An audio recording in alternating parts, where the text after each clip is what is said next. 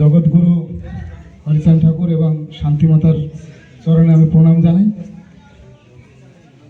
বুড়চাঁদ ঠাকুরের চরণে প্রণাম এবং এখানে উপস্থিত সকল ভক্তবৃন্দকে আমি মনের অন্তঃস্থল থেকে প্রণাম জানাই।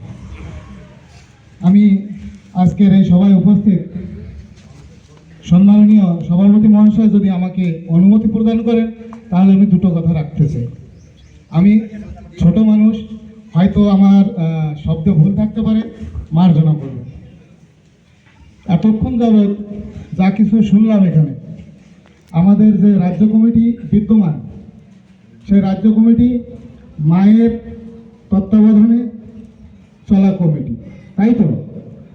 এখন আমরা যে কমিটি তৈরি করতে চলেছি সেই কমিটিতে আমাদের, তার আগে একটু বলবো, আমাদের এখানে উপস্থিত নারায়ণবাবু উনি বলে গেছেন যে আমরা এখনো মায়ের তত্ত্বাবধানে চলি। আমাদের এই কমিটি তৈরির কাজে মা কি আমাদের পারমিশন দেবে? কারণ আমরা এখনো তার তত্ত্বাবধানে চলি।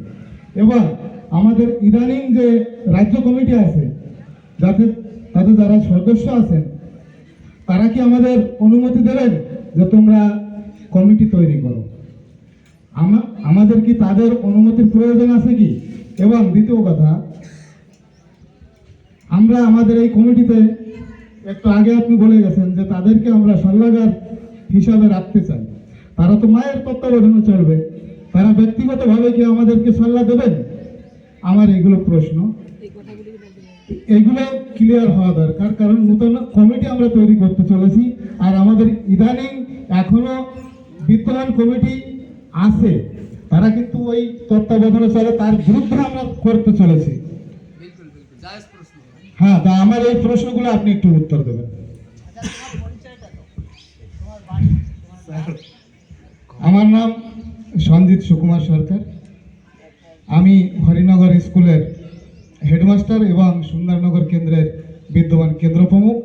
এবং আরেকটু পরিচয়, আমি এখানে, আমার শ্বশুর মশাই হচ্ছেন শ্রীমান নিশিকান্ত বালা। জয় হরি বল।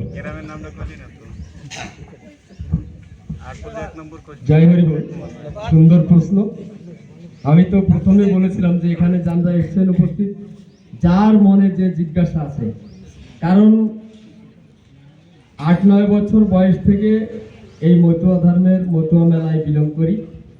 যেহেতু আমাদের যারা গার্জিয়ান আজকে বয়োবৃদ্ধ অনেকে আছে, অনেকে চলে গেছে, তাদের সংস্পর্শ, তাদের সঙ্গ, তাদের সঙ্গে কমিটি মিটিং বিভিন্ন জায়গায় কপিলকৃষ্ণ ঠাকুর থেকে নিয়ে আমাদের প্রমথ ঠাকুরের ছিলেন, ওনার সঙ্গেও ওই সাথে সাথে গ্রাম ঘোরার সৌভাগ্য আমি পেয়েছিলাম। তো যার কারণে মতুয়া ধর্মের ভিতরে ছোট ছোট জিনিসগুলো আমি ধরে রাখি বা ঠাকুর ধরে রাখার ক্ষমতা দিয়েছে।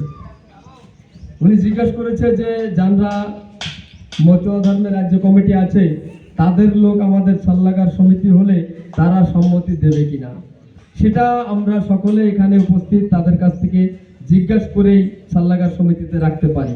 বা যদি না তার সমর্থক হয় যে সে তার নিজের চিন্তা ভাবনায় করতে পারছে না, তাহলে তাকে রাখার কোনো প্রয়োজন নেই। এটা নির্ণয় করবে এখানে উপস্থিত সমস্ত ভক্তবৃন্দ। দ্বিতীয় কথা, অনেক জিনিস আমাদের ভিতরে অজানা আছে। আমরা মনে করি যে ঠাকুর বাড়ির নির্দেশ ছাড়া কিছু করা যায় না।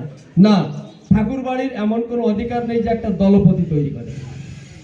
আমরা কপিলকৃষ্ণ ঠাকুরের কাছে নিয়ে একটা মিটিং ওই ঠাকুর বাড়িতে রেখেছিলাম যে গ্রামের দলপতি তৈরি করার সিদ্ধান্ত কি। তো সেখানে কপিলকৃষ্ণ ঠাকুর পরিষ্কার বলেছিলেন যে গ্রামের সর্বানুমতে যাকে প্রাধান্য দেবে সে দলপতি হবে।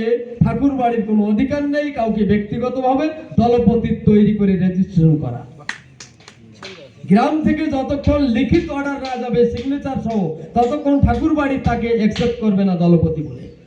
এটা হচ্ছে গ্রাম লেভেলে, গ্রামের পরে দায়িত্ব থাকে, তারা 5 বছরের জন্য রাখবে না 3 বছরের জন্য রাখবে না আজীবন কাল রাখবে, এটা গ্রাম লেভেলে তাদের উপরে দায়িত্ব থাকে দলপতি নির্বাচন করা। তো সর্বশ্রেষ্ঠ মতুয়া ধর্মের ভিতরে সর্বশ্রেষ্ঠ, সর্বমান্য, সর্বপ্রাধান্য হচ্ছে দলপতি।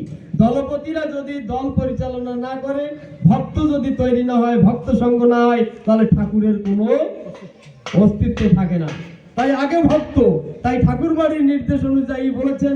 এবং আজকে আমার সঙ্গে রাজ্য কমিটির কার্যকারী অধ্যক্ষ এই কথাই বলেছে যে সমস্ত ভক্তরা যে নির্ণয় নেবে সেই নির্ণয় অন্তিম নির্ণয় হবে, তার উপাসে আর কোনো নির্ণয় কারোর অধিকার নেই।